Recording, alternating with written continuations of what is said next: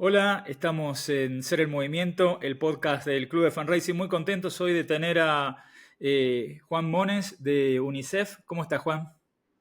Bien, muy bien, Marce, gracias por invitarme. Bueno, estamos un poco nerviosos porque es el primer capítulo de esta serie que son 12 capítulos durante este año. Ser el Movimiento, como hablamos en la introducción, tiene que ver, Juan, con el tema de la canción de Bailar en la Cueva de Jorge Drexler, que dice, no estar en, sino ser el movimiento. Y yo creo que vos sos el movimiento y por eso estás invitado y todas las personas que van a pasar por acá, que son el movimiento. Entonces, estamos muy contentos de tenerte como primer invitado abriendo este tema y voy a hacerte, para que te pongas rojo, una biografía que me pasó tu abuela. ¿Está bien? ¿Puede ser? No, bueno. Muy Bueno, probable. pero para que la gente lo conozca, Juan se graduó en comunicación y tiene un máster en administración de negocios. Tiene 25 años de experiencia en el desarrollo de fondos, emprendimiento e innovación, eso lo define. Trabajó en Plan en Ecuador, luego en Greenpeace Argentina. Ahí trabajó en el tema de desarrollo del fundraising en línea. Confundó una organización sin fines de lucro en Argentina, pero que tiene una incidencia a nivel, ya nos va a contar un poco más, a nivel regional. Trabajó también en fortaleciendo la red de idealistas. Fue director de comunicación a nivel regional en América Latina de Aldeas Infantiles, SOS. Fue gerente de recaudación de fondos en UNICEF Colombia y actualmente lidera un programa global de innovación en modelos de financiamiento de UNICEF a nivel global, desde la casa matriz en Suiza, pero basado en Madrid. Así que Madrid. ahí estamos. Bueno, nada, para que la gente te conozca un poco más, pero para que la gente te conozca, cuando vas a una reunión de padres o un lugar de una fiesta, ¿cómo te presentás? Porque no es fácil, ¿no? No, no es fácil, no es fácil. De hecho, tengo una anécdota muy interesante ahí, que es que a mi suegro todavía le cuesta mucho entender lo que hago y siempre me dice, no te preocupes, no me expliques, mientras mi hija y mis nietas estén bien, no hay problema, como que fuese algo ilegal lo que estoy haciendo, ¿no es cierto? Entonces todavía me cuesta explicarlo, pero yo en general lo que digo es que busco nuevas oportunidades y nuevos modelos de financiamiento para el trabajo que hace UNICEF en los 190 países donde lleva a cabo programas, digamos. Entonces yo me busco a ver cómo podemos crear fuentes de ingreso novedosas e innovadoras para poder lograr financiar todo este trabajo que estamos haciendo en territorio, ¿no? Un poco ese es el resumen rápido y simple. Sí, o decís trabajo para UNICEF. También. Bueno, pero bueno, Juan no está de casualidad acá en Ser el Movimiento porque Juan es una de las personas de habla hispana más influyentes, creo, a nivel global en términos de movilizar la solidaridad y la generosidad de las personas. Así que todo este currículum y todo esto que hemos presentado nos lleva a que Juan es uno de los grandes personas que influyen en que porque UNICEF, al ser un líder global en esto, y que vos estés trabajando en UNICEF, cuando preparaba esta entrevista digo, nada, Juan es una de las personas que muchas organizaciones siguen sin saber que lo están siguiendo, ¿no? O sea, porque ahora nos vas a contar un poco qué es lo que haces en UNICEF, si nos podés contar un poquito cómo trabaja el área de innovación de UNICEF para poder involucrar a las personas financieramente y obviamente también no financieramente. Si nos contás muy brevemente eso para poder introducirnos en este tema, ¿no? Sí, sí, perfecto. Primero, antes que nada, nobleza obliga.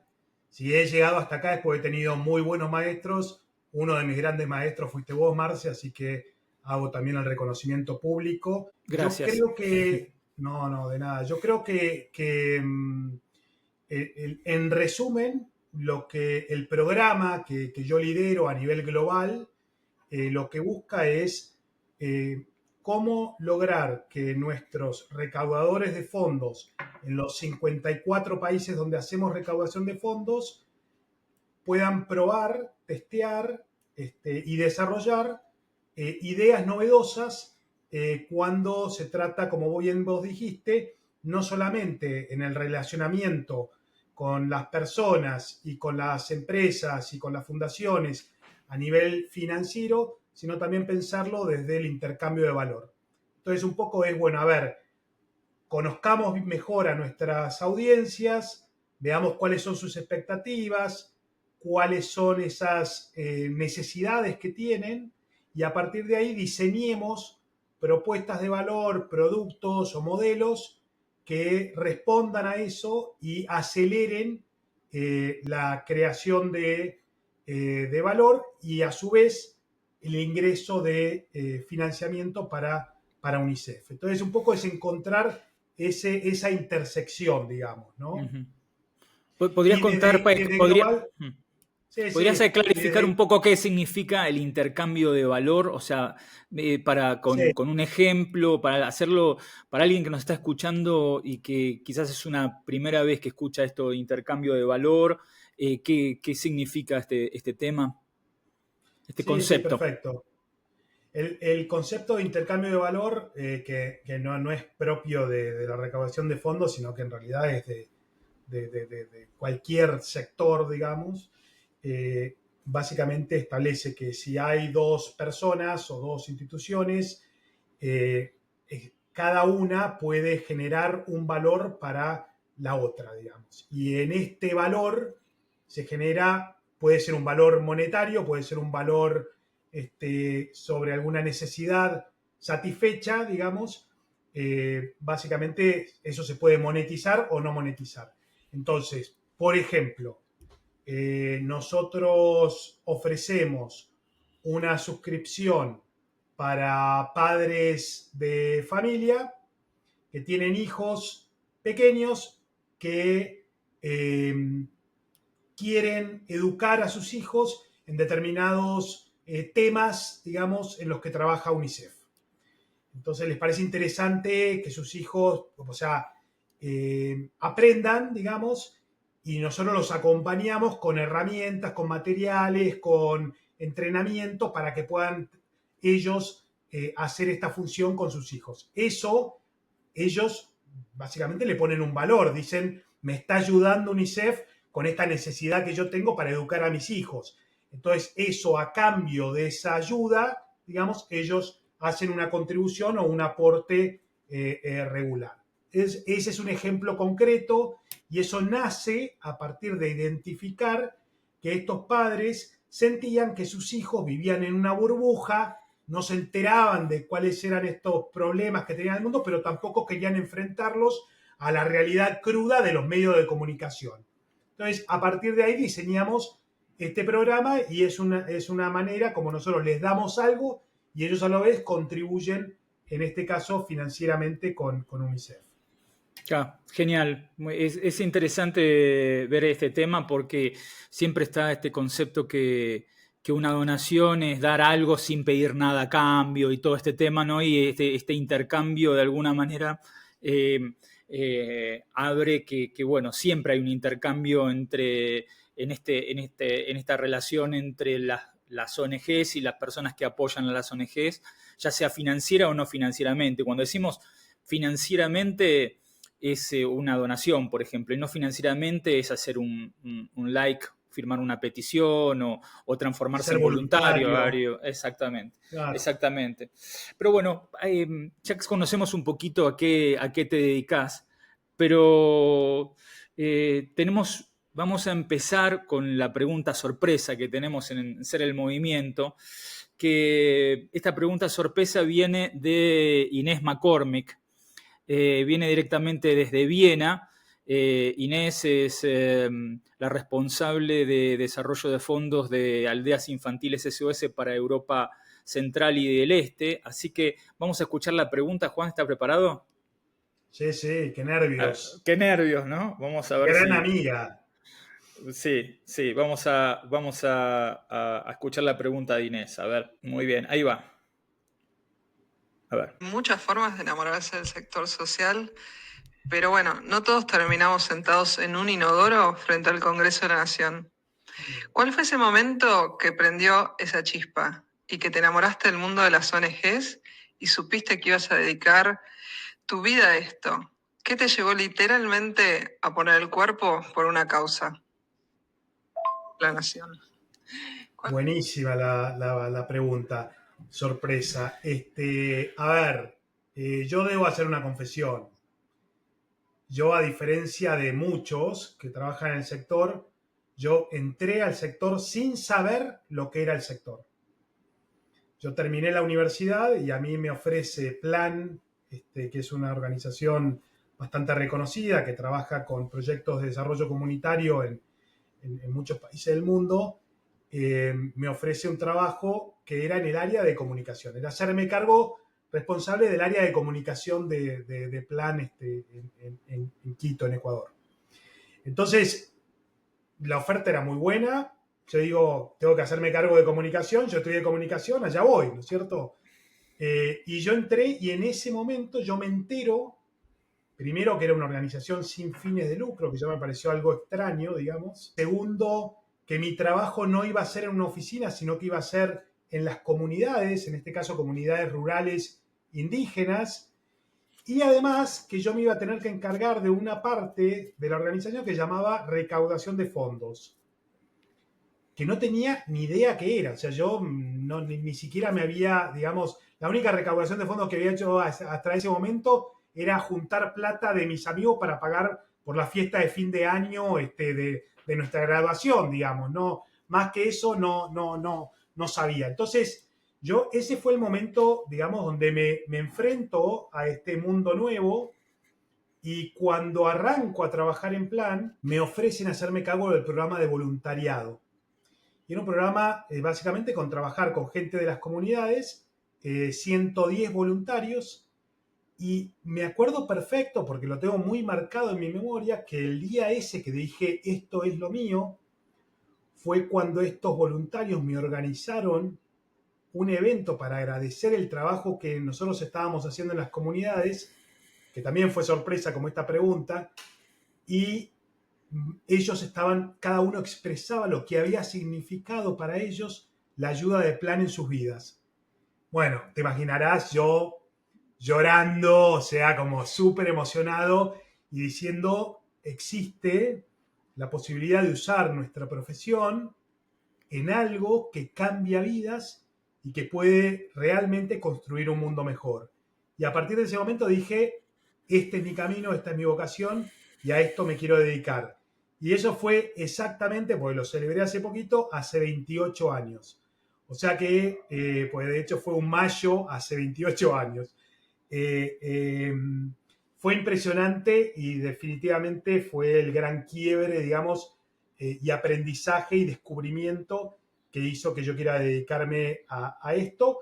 Y hasta hoy, la verdad, no he fallado. O sea, sigo firme en el sector, firme en mi vocación, y por ahora muy, muy feliz.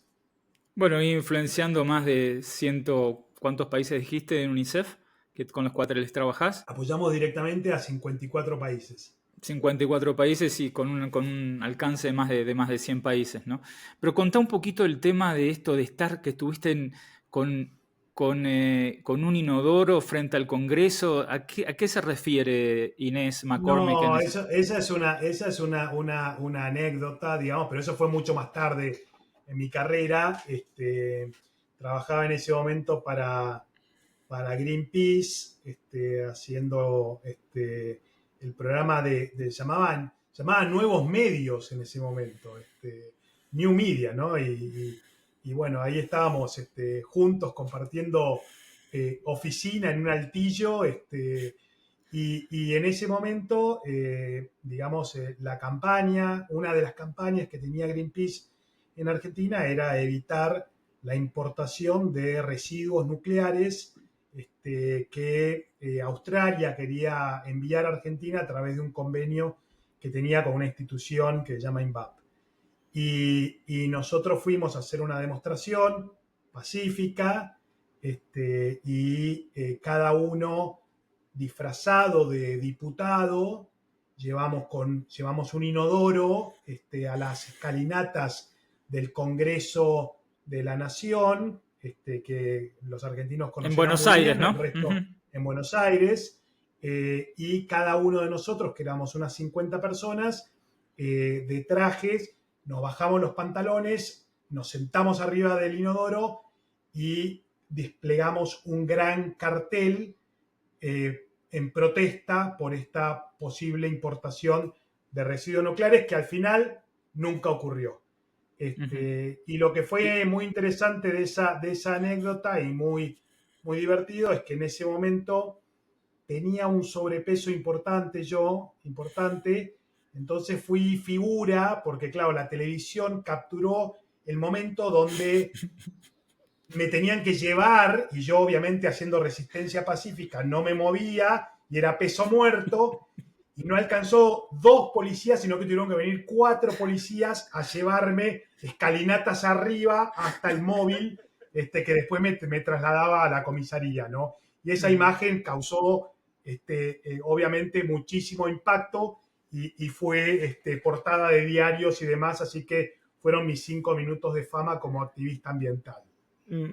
Y lo interesante que lo que se mostraba en esa manta, como se dice en México, o cartel o banner, era la página de internet. Esto era el 2002 y lo loco Así era es. era la integración de los medios offline, o fuera de línea, y los medios en línea para mostrar en una protesta que fue histórica, ¿no? En el año 2002, en términos de utilizar un medio para ahora que es algo común poder utilizar esto y bueno, y terminó todo el equipo de Greenpeace Argentina, 30 personas presas por mediodía por mostrar un sitio web, digamos. O sea, ese fue básicamente un tema interesante también desde la introducción de la tecnología y eso me da pie a que vos empezaste a trabajar también de manera muy pionera con este tema del uso de la tecnología para el tema de causas sociales y ambientales. Contanos cómo empezaste con el tema de la tecnología y qué rol tiene la tecnología en tu trabajo, esta trayectoria que tiene más de 30 años o alrededor de 30 años. Sí, la verdad que sí, bastante pionera, porque incluso cuando trabajé en Plan, que te estoy hablando del año 97, en ese entonces creábamos encuentros online entre donantes y beneficiarios. O sea, era una cosa como asombrosa, digamos. Obviamente con Telnet y una cosa muy rudimentaria en aquel entonces, pero efectivamente hablaban los dos interlocutores, con uno de nosotros traduciendo normalmente del inglés al español, y generábamos estos encuentros donante-beneficiario. Pero a partir de eso, yo encontré en la tecnología un arma muy poderosa de impacto, además de innovación y de poder multiplicar el impacto que tienen las organizaciones de la sociedad civil. El primer proyecto grande que creé en ese entonces fue Da una mano, que era una plataforma donde las personas y las organizaciones de la sociedad civil se encontraban, y eh, la idea era buscar oportunidades de voluntariado. Entonces, dar una mano era, vos creabas tu perfil, vos decías en qué podías ayudar, venían las organizaciones, decían que necesitaban, y la plataforma buscaba confluencias y mandaba alertas cuando había una oportunidad de voluntariado que te podía interesar. Esto luego evolucionó a Idealistas, que fue otro de los grandes proyectos que llevé a cabo en mi carrera, que hoy es una de las plataformas, digamos, de participación y de conexiones en el mundo de impacto más grandes que hay. Y Da una mano también incubó también es la madre de muchos proyectos tecnológicos para el tema de ONGs. Si podés contar algunos de esos sé que siempre estás como debajo del radar con estos temas, pero que la verdad también estos podcasts ¿cuál es el objetivo? Es que quizás hay gente que está haciendo algo que piensa que lo está haciendo de manera aislada, que nadie le da importancia, pero no sabes en el futuro qué tipo de impacto, cuando eras ese joven que estaba en fines de los 90, comienzo de los 2000, trabajando con muchas ganas en estos temas de tecnología, no sabías el desarrollo que iba a tener Da Una Mano. Contanos algunos de los proyectos que surgieron de Da Una Mano, por ejemplo. Sí, no, es cierto. Da Una Mano tenía básicamente una entidad legal que era una asociación civil en Argentina, que hoy esa asociación civil se llama Civic House, y es una organización que ya tiene presencia en varios países de América Latina. Es una organización que incuba otros proyectos que seguramente los que estén escuchando este podcast conocerán, como por ejemplo Donar Online, como por ejemplo Wingu. Son todos proyectos que de alguna manera buscan esto en el fondo, ¿no? Cómo a través de la tecnología se puede amplificar el trabajo que están haciendo las organizaciones sin fines de lucro, en este caso en América Latina, pero podría ser en cualquier lado, ¿no? Entonces, eso sí, fue creciendo y evolucionó, y la historia de esa asociación civil es bastante interesante, porque desde que creamos esa asociación civil con un gran amigo mío, pusimos una regla que era que ningún director podía estar en este trabajo por más de 7 años. Y nosotros, con muchísimo dolor, después de 7 años, tuvimos que renunciar a nuestro trabajo para buscar otras oportunidades y darle paso a una nueva generación de jóvenes que sigan adelante y hagan crecer la organización. Y la verdad que fue un hallazgo. Y esto es un poco un mensaje que quiero mandar a todos esos fundadores de organizaciones que escuchan este podcast. Denle espacio a las nuevas generaciones, no se queden arraigados en sus organizaciones, a pesar de que sean fundadores. Es muy importante la renovación generacional y es muy importante siempre dar espacio a que otros puedan tomar la posta y agrandar y mejorar el trabajo que nosotros hemos hecho como fundadores. Yo creo que en ese sentido, Wingu, con los eventos regionales que ha hecho, yo he participado en algunos y te sorprende el tema del recambio generacional que se va produciendo, esas nuevas generaciones que ya vamos a volver, no vamos a volver a UNICEF y vamos a ver cómo involucramos a estos temas, pero es un temita que viene un poco más adelante en este sentido. Pero yo creo que tanto Wingu, que es una plataforma para los que no la conocen, que básicamente ha promovido el tema del uso de la tecnología en el sector social de habla hispana, especialmente en América Latina, y Donar Online, que fue la primera plataforma de formularios seguros con sistemas de cobranza, ha hecho una revolución en el sector, porque eso antes estaba solamente definido por organizaciones con mucho presupuesto que podían tener su formulario seguro, que podían tener sus certificados, que podían tener una serie de cosas, y cualquier persona que está en este momento escuchando este podcast o viéndolo a través de YouTube puede ir a Donar Online y tener su propia plataforma de pago en muchísimos de los países que nos están escuchando de habla hispana.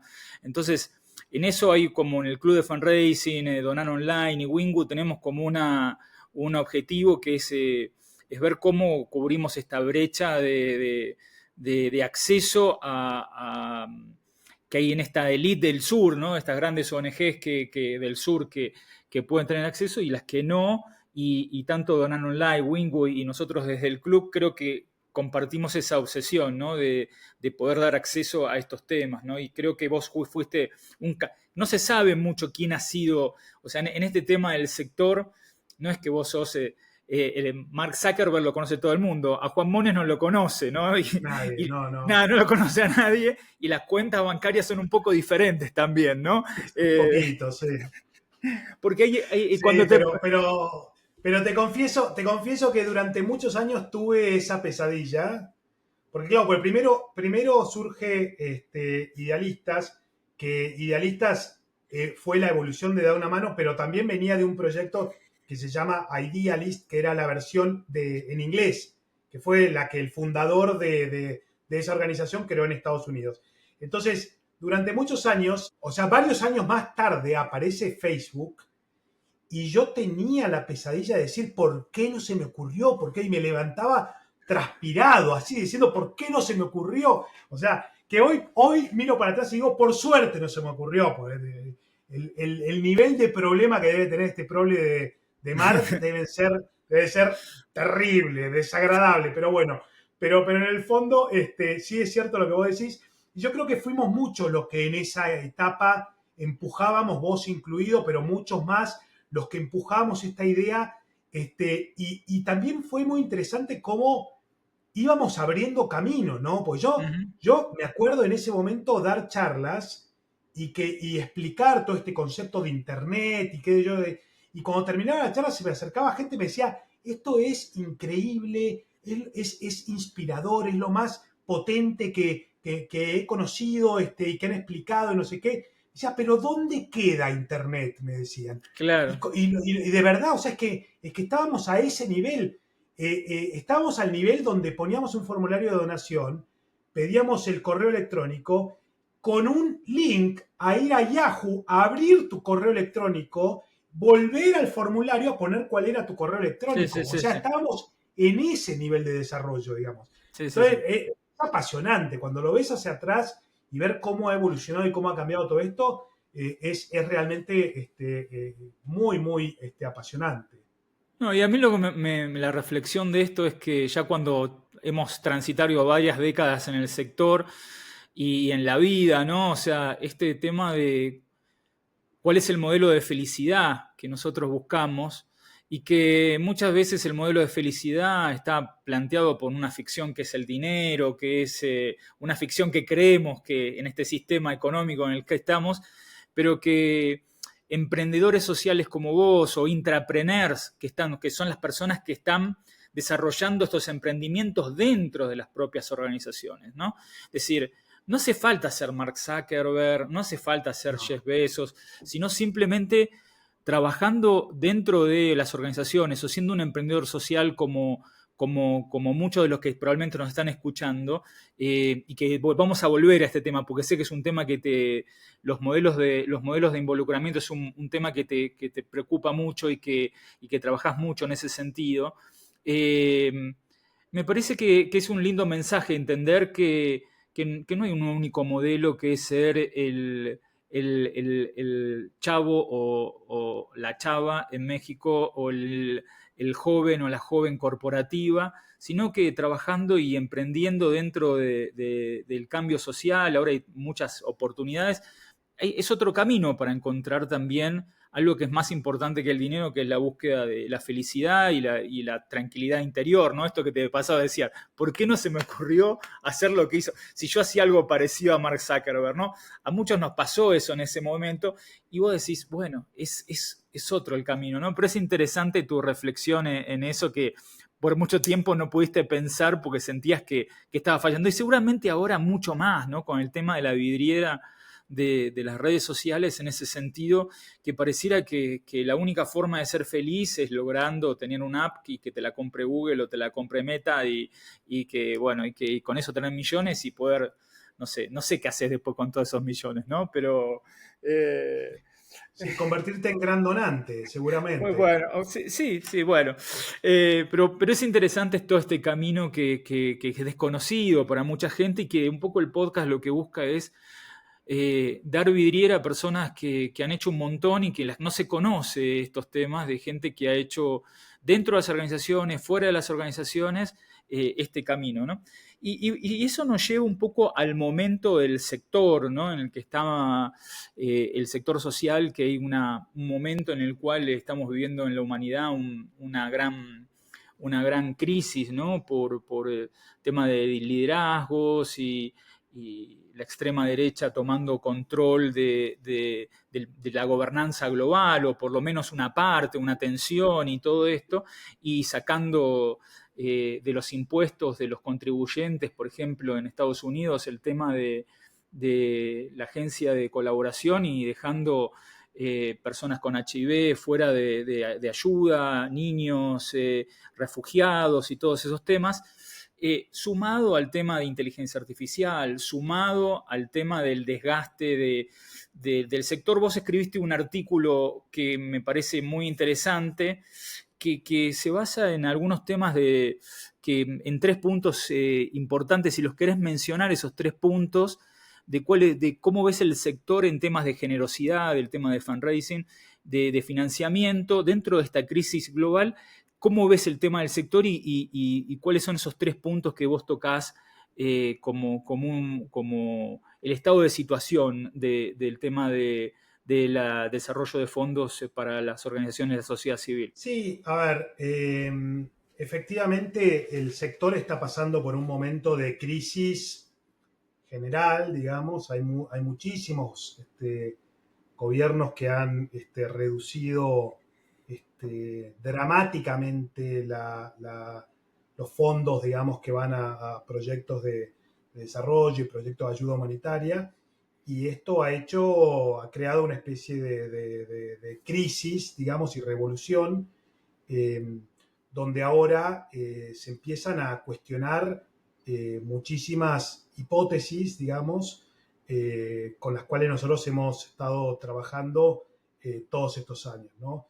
Pero, como siempre, en las crisis hay oportunidades, ¿no? Y yo creo que, de alguna manera, también hay que hacer nuestra mea culpa, ¿no? Como sector, digamos.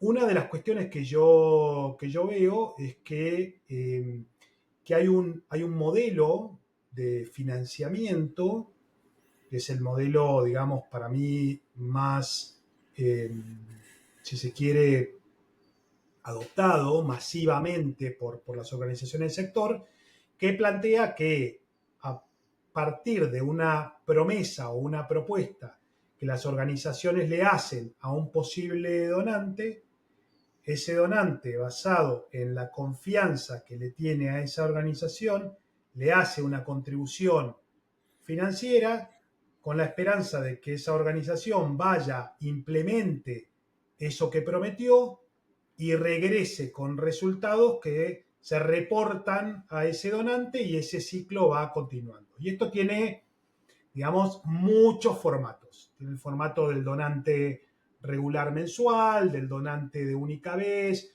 del gran donante, de la empresa corporativa que dona, del gobierno que dona, y así, ¿no?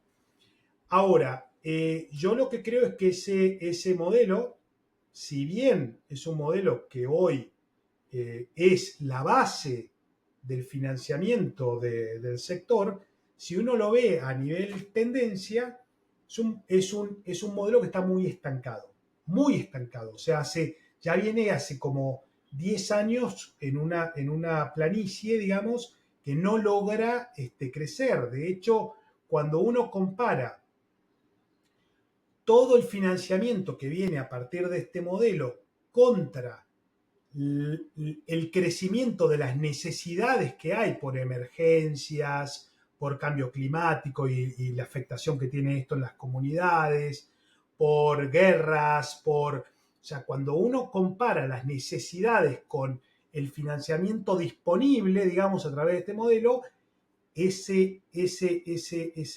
diferencia, digamos, negativa respecto a lo que deberíamos estar generando, porque es lo que se necesita versus lo que generamos en realidad, cada vez se hace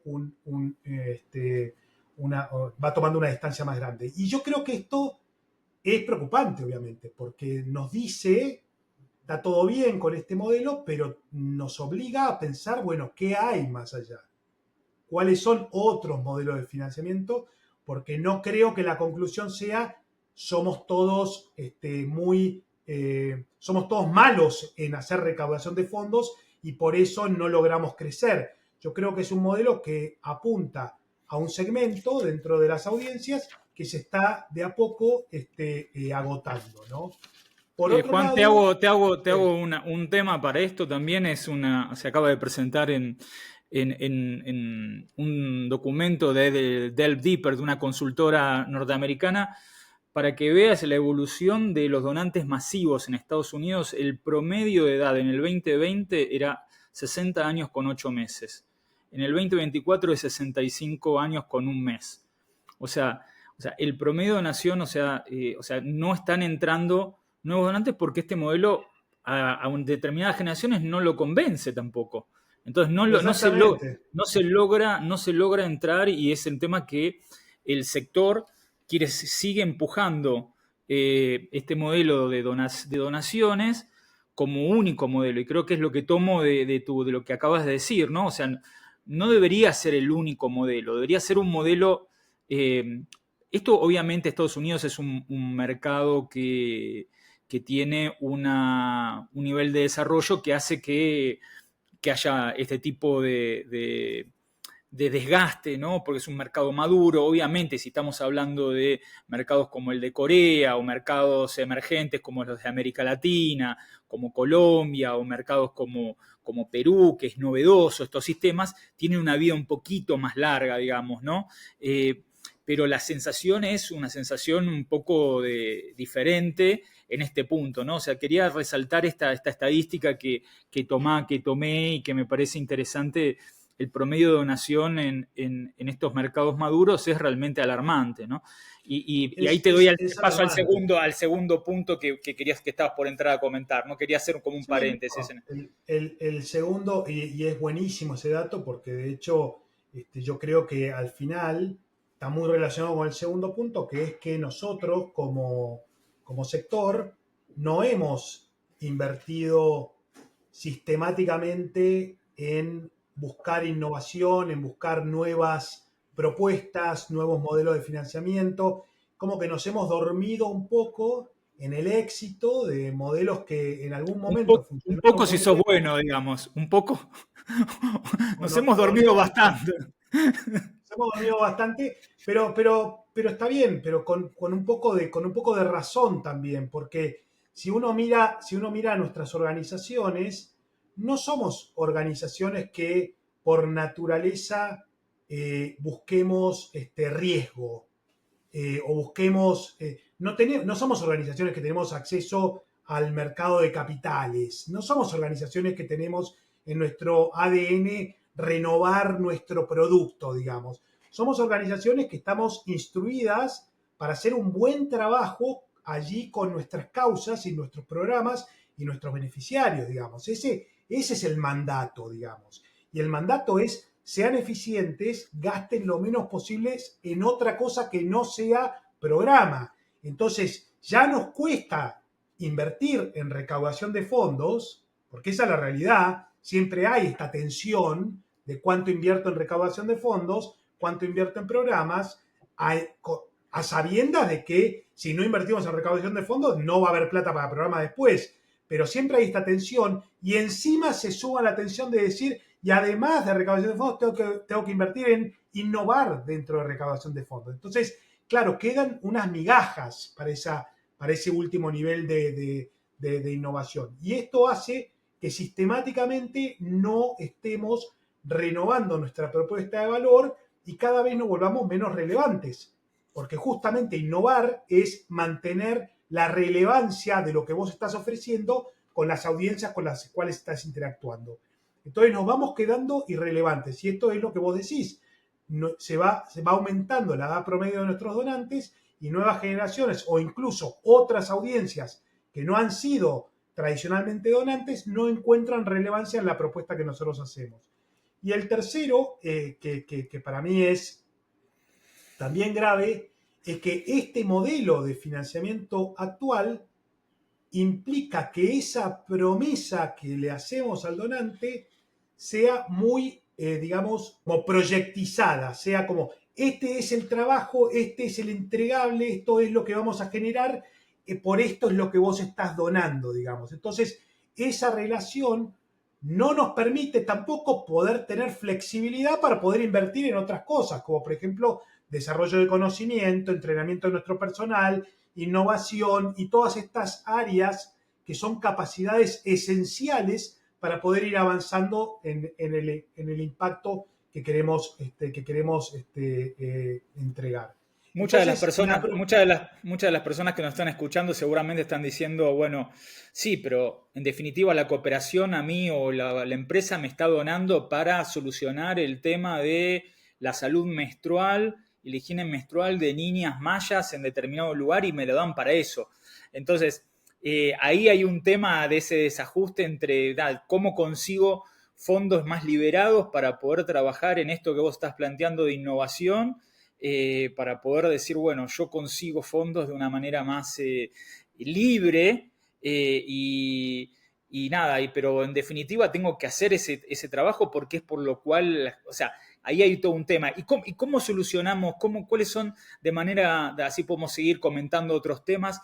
¿Qué líneas o en pocas palabras, cuáles son las líneas de solución que vos le encontrás desde un trabajo que vos haces sistemáticamente para más de 50 países en UNICEF y que UNICEF es una de las organizaciones que cuenta con esos fondos para innovar, ¿no? Es una de las pocas organizaciones que cuenta con un fondo de tu programa y otros programas que son realmente que entendieron la necesidad de esto, ¿no? Y la verdad que es una de las pocas organizaciones que trabaja en eso, ¿no? Realmente a conciencia con la disponibilidad de fondos, porque se habla mucho y hay mucho ruido y pocas nueces con el tema de innovación, muchos ruidos y poco fondos, ¿no? En general, o sea, contanos cuáles son las soluciones que vos estás trabajando en UNICEF. Por un lado, a ver, hay un aspecto que es técnico y hay otro aspecto que es cultural, digamos. Son dos pilares de cualquier, digamos,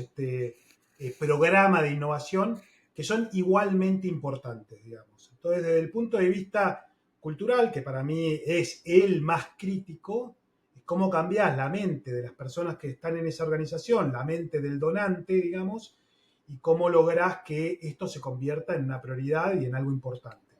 Y yo creo que ahí la clave está en desmenuzar qué significa esa cultura de innovación y tratar de traducirla en comportamientos que vayan fortaleciendo esa nueva manera de encarar estos desafíos y estos problemas que naturalmente nos lleven a soluciones más innovadoras. Entonces, ahí están cosas como, por ejemplo, no vamos a hacer nada si primero no identificamos cuál es el punto de partida que hace que justificar que vamos a explorar este nuevo territorio. Entonces, no sé, por ejemplo, la típica en el pasado era a alguien se le ocurre una buena idea en una reunión donde todos compartimos ideas y decimos, qué buena idea, y probamos directamente esa idea y vemos a ver qué resulta, digamos. No, si esa idea no está justificada con algún conocimiento, algún entendimiento que tengamos de ese donante, de esa audiencia, que justifique explorar esa línea de innovación, no la hacemos, porque primero tenemos que buscar cuál es ese input, digamos, que luego hace que podamos justificar ese trabajo. Lo siguiente, abandonamos el concepto de que no lanzamos algo hasta que todo no esté perfecto. Es otro cambio en la manera de trabajar que ayuda con la innovación, porque normalmente en las organizaciones, hasta que todo no esté perfecto, no lanzamos algo a nuestras audiencias, a nuestros donantes. Y esto es un error porque significa que hemos gastado mucho, hemos pasado mucho tiempo, hemos dedicado muchísimo esfuerzo para después ver si eso funciona, en vez de ir haciendo pequeños avances, mostrando estos avances, corrigiendo cualquier cosa que vemos que no funciona y ir de a poco mejorando en pequeñas iteraciones. No sé, son este tipo de ejemplos que hacen que la cultura vaya cambiando. Y por el otro lado está el lado técnico.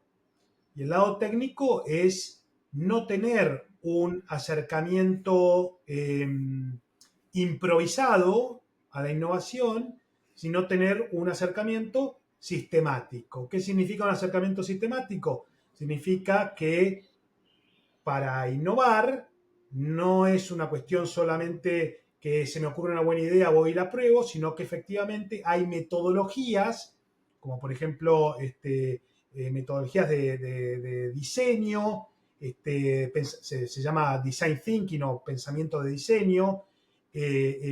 Hay, digamos, metodologías que uno puede seguir que lo que hace es que si uno tiene este acercamiento más sistémico a la innovación, va a reducir muchísimo el riesgo y va a aumentar muchísimo la efectividad de aquello que surja a partir de ese trabajo.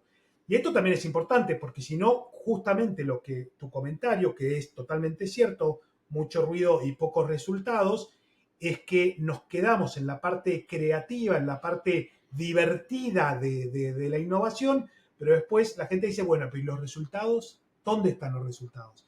Y ahí es donde todos finalmente terminamos haciendo agua. ¿Podrías contar algún ejemplo de que para UNICEF se haya implementado esta modalidad que vos estás planteando como solución? Obviamente tenemos que tener en cuenta que muchas de las ONG que nos están escuchando son ONG pequeñas y que dicen, yo no tengo tiempo para poder hacer, porque yo tengo que estar juntando los fondos y la cooperación internacional, tengo que presentar la propuesta porque me vence en 15 días, porque, digo, siempre está el huevo o la gallina en todo esto, pero creo que hay que tener un poco... este podcast lo que busca es decir, bueno, algún tipo de inspiración de lo que está haciendo personas que están influyendo la forma de pensar del cambio social y de la movilización pública y del todo esto como Juan, para ver qué es posible en esto, ¿no? Y me gustaría que cuentes algún ejemplo particular sobre cómo UNICEF ha detectado estas problemáticas de este cansancio de los modelos tradicionales de las donaciones individuales, que igualmente es uno de los líderes globales. O sea, después no te voy a preguntar cuántos donantes globales tiene UNICEF o esos tipos de datos que son muy importantes, pero contanos qué tipo de implementación o casos exitosos. Primero, metodologías que, primero, hacer todo el caminito, a ver, el tema de decir cuál es la necesidad y los datos que han tenido, qué metodología utilizaron y qué resultado obtuvieron. Sí, perfecto. Mira, te voy a contar el caso de uno de los productos estrella que tenemos, y esto nace a partir de un descubrimiento. Nosotros arrancamos teniendo conversaciones con los donantes o con potenciales donantes. Ese es el punto de partida. Investigación. Investigación. Es decir, una vez que nosotros definimos y decimos nos vamos a focalizar en estas audiencias o en estos segmentos, a partir de ahí empezamos a tener conversaciones. Y lo primero son conversaciones exploratorias. Entonces, bueno, a ver, ¿y qué le parece sobre esto? ¿Y qué le preocupa sobre los niños? ¿Y qué no sé qué? ¿Y usted tiene hijos? ¿Y qué? Y estas conversaciones van llevando a identificar oportunidades en donde UNICEF puede darles algo a esas personas, como esto que hablábamos de intercambio de valor, y a partir de ahí puede crear ingresos para UNICEF, ¿no es cierto? Entonces, el caso que mencioné antes de intercambio de valor, en términos de lo que más se parece a lo que hoy las organizaciones están haciendo, que es buscando donantes mensuales recurrentes, digamos, el desafío que nosotros teníamos en este caso en Inglaterra, que es un mercado grande para UNICEF, es un país que dona mucho, que donde los individuos donan mucho para nuestra organización.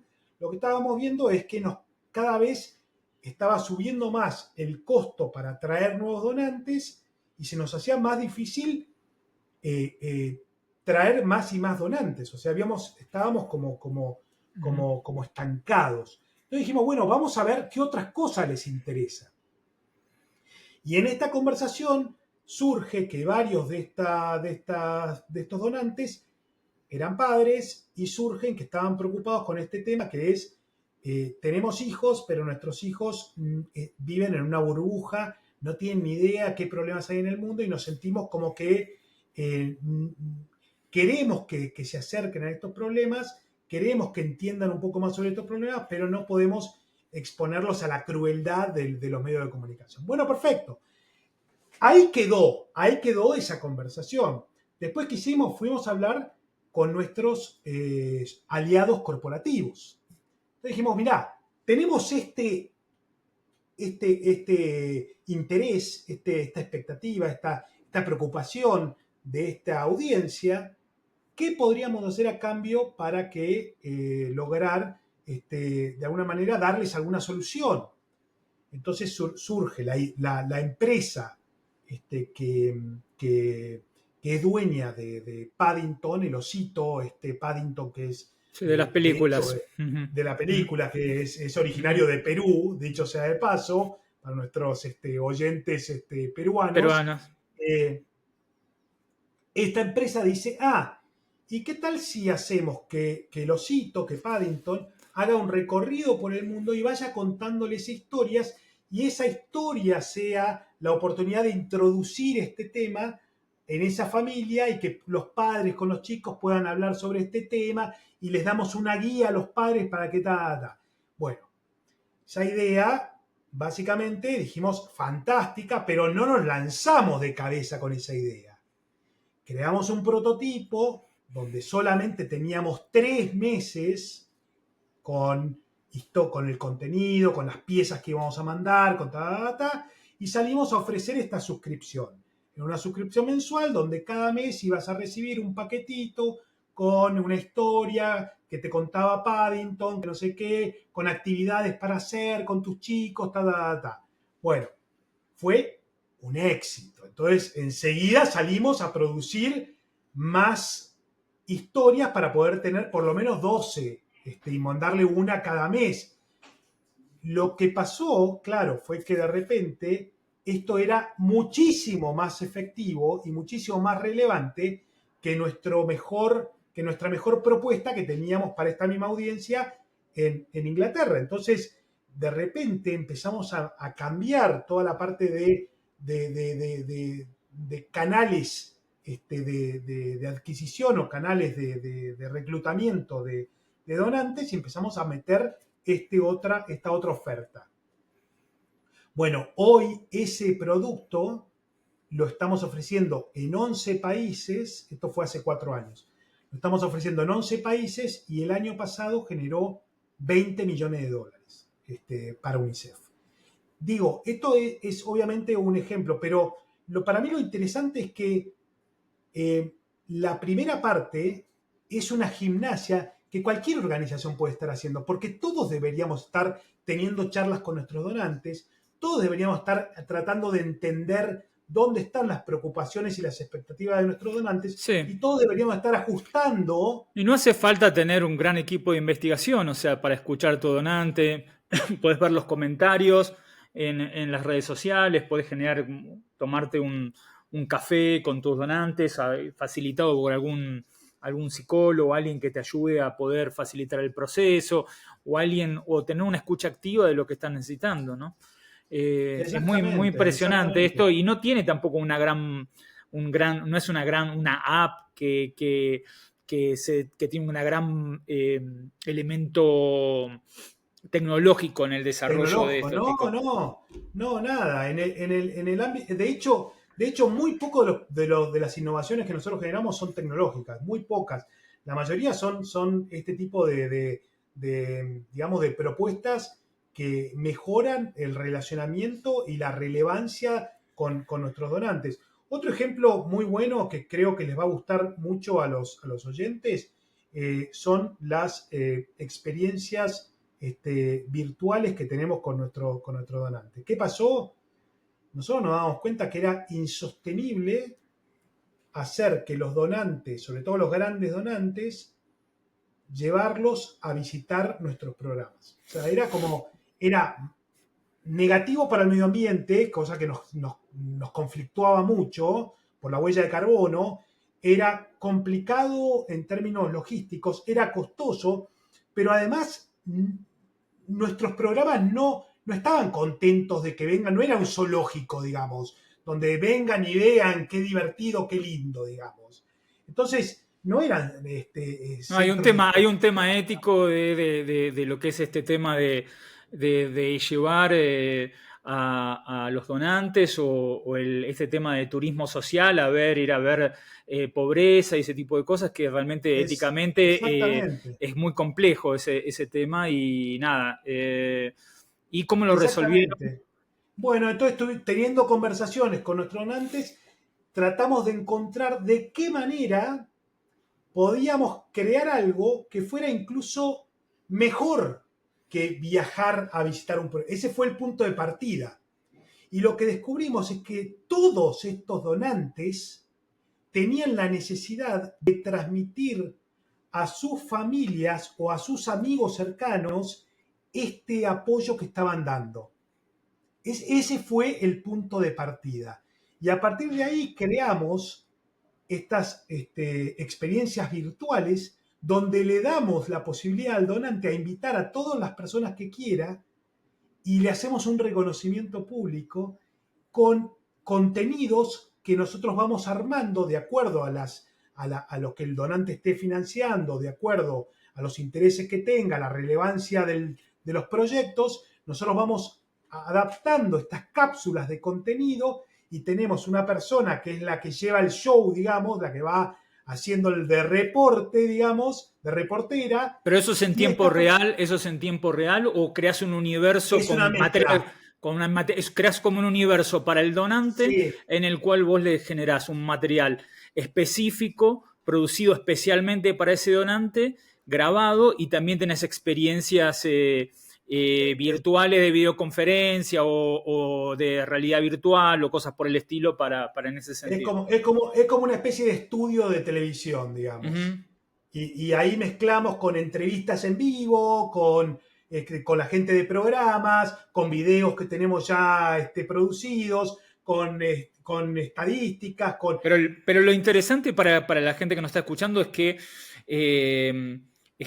en ese sentido lo que se plantea es que la clave, eso ya sucedía, pero lo que ustedes escucharon era que ellos querían sociabilizar, compartir entre sus amigos, entre sus familiares, sus hijos, y ahí hay un deseo de decir, también de cómo ser mejor persona, digamos. O sea, puedo tener los fondos a través de mi empresa o de cómo generé mi renta, pero de alguna manera esa renta está en función de cambiar el mundo y compartirlo en relación a los que me importan. Y quiero que también transmitir un valor para mis amigos y para mis hijos. Creo que ahí está la clave, ¿no? Lo que plantean, no la Eso tecnología es. en sí, ¿no?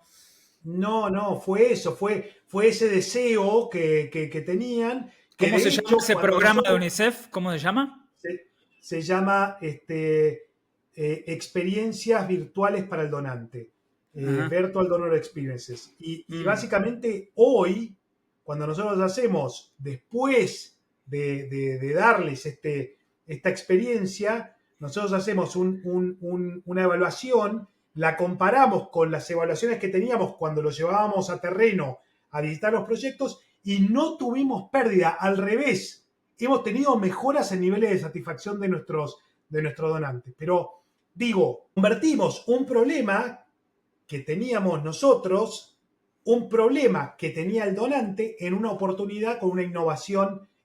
Pero tampoco es que nos rompimos la cabeza o sea, No, no no, inventamos nada, digamos. escucharon. Claro, y ahí es donde está la clave. La Pero clave es esa. escucharon y lo que vos decías otra vez, el tema del prototipar, ¿no? O sea, de armar algo que no es perfecto. El prototipo es llevar una idea a un modelado imperfecto en el cual vos lo probaste. Seguramente lo probaste con uno o dos donantes o tres donantes en algún Sí, modelo sí. específico y a partir de ahí funcionó. Y lo que me dispara es que probablemente también consigas más donantes. Porque si estás llevando Mucho más. porque está llevando pares. Para la gente que nos está escuchando también el tema de esto, no hace falta tener esta tecnología que tiene UNICEF. Si vos estás en tu comunidad, lo que tenés que entender es decir, podés replicarlo haciéndolo con la comunidad, la ventaja que tenés es que tenés los problemas más cerquita. Entonces quizás sí conviene llevarlo a hacer media hora no necesitas tener la tecnología, pero lo importante es aplicar el concepto de la sociabilización del bien, de hacer el bien, digamos, que me parece interesante en este sentido, ¿no? Juan, Sí, se nos va, sí. el tiempo está es tirano, como se dice en la televisión Pero está buenísima la charla. y en los podcasts. Pasa muy rápido. Para ir cerrando esto, ¿no? Esto a mí siempre me encantó una entrevista de adentro del estudio, un estudio de Nueva York que se llama Inside the Actor Studio, o sea, que hacía entrevistas a actores y que los llevaba Lipton, estas entrevistas, y tiene una pregunta que le rodea a él y que dice, ¿qué te enciende creativa o espiritualmente y qué te apaga cuando trabajas en causas, en tus causas, ¿no? Esto es para los actores, pero nosotros somos actores del cambio social. En este caso, ¿qué es lo que te activa y qué es lo que te apaga, ¿no? Ya sea en tu trabajo, espiritualmente, y qué es lo que te activa y qué te apaga, ¿no? En este sentido. Sí. A ver, yo creo que una constante en las personas que trabajamos en este tipo de organizaciones es que nos moviliza la causa y nos moviliza el impacto positivo que podemos estar creando en el mundo, y un poco el deseo es dejar un mundo un poquito mejor de lo que lo encontramos, digamos. Ese en el fondo es lo que nos moviliza. Pero a mí en concreto, yo soy periodista, entonces a mí lo que más me mueve son las historias.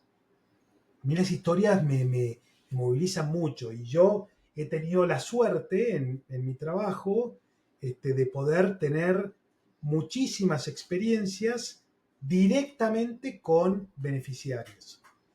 Y claro, y para mí es casi imposible borrar de mi memoria esas sonrisas, esas charlas, esos testimonios, donde básicamente la gente dice, es que has cambiado mi vida, o sea, y esas historias son las que yo siempre traigo a mi memoria cuando estoy en momento de bajón y decir, uy, yo no aguanto más esto, quiero abandonar, quiero dejar todo y quiero dedicarme a vender churros, digamos. Uh-huh. Esas son las historias que me reconectan con este fuego inicial y esta pasión inicial que sentí cuando arranqué todo esto hace 28 años.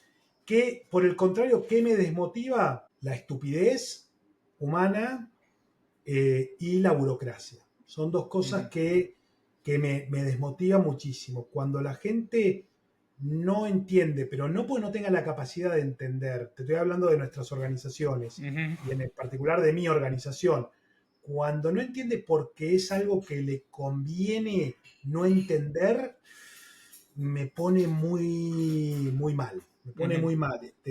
Cuando es muy evidente el beneficio en términos de los resultados que podemos obtener y demás, pero no le conviene políticamente hablando o no lo ayuda en sus intereses personales, y pone bloqueos a esas ideas o a esos proyectos, eso de verdad que sí, me deprime mucho, digamos. Pero enseguida me reconecto y vuelvo y digo, no, hay que seguir empujando, hay que lograr más, y hay que dejar de lado esos pequeños palos en la rueda y seguir para adelante. Y yo creo que esto ha demostrado traer resultados muy buenos, así que para la muestra un botón.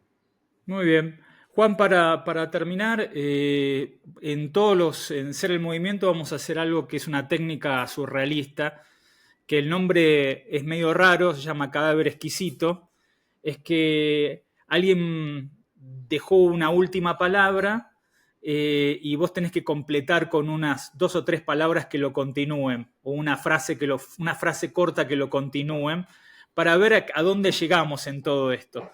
Y la última palabra que tomamos es necesita, y vos tenés que completar con esta palabra que utilizaba Dalí, Miró y otros surrealistas en la pintura, pero también en la literatura, y en este caso para ver si podemos salir un poco de la lógica permanente de pensar y a ver si podemos generar nuevos modelos de innovación disruptiva tomando esto.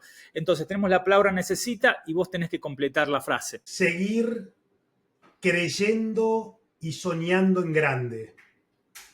Bueno, muchas gracias, Juan. Un lujo empezar a hacer el movimiento con esta entrevista. Y bueno, mil gracias y bueno, nada, una emoción enorme poder cerrar este primer episodio con vos. Muchas gracias. Igualmente, muchísimas gracias y un abrazo muy grande. Se termina un nuevo episodio de Ser el Movimiento. Este podcast, al igual que todo lo que hacemos en el Club de Fundraising, es una iniciativa totalmente independiente. Y para que podamos seguir creando contenido gratuito, solo contamos con tu apoyo. En la descripción vas a encontrar un link para que te suscribas con pequeños aportes mensuales en distintos formatos desde cualquier lugar de Hispanoamérica. Y también es muy importante si podés darnos like, activar la campanita para enterarte de nuevos episodios y si te gustó, obviamente compartirlo. Bueno, ¿querés saber quiénes hacemos Ser el Movimiento? En edición de video, diseño y contenido para redes, Liliana Salazar. En edición de audio, Herencia Sonido. En la producción, Cande Flores. Y la coordinación y edición general del Club de Fundraising, Valeria Galloso. Y quien les habla en la conducción, Marcelo Iñarra Iraegui. Bueno, muchísimas gracias por acompañarnos. Nos encontramos en el próximo episodio de Ser el Movimiento.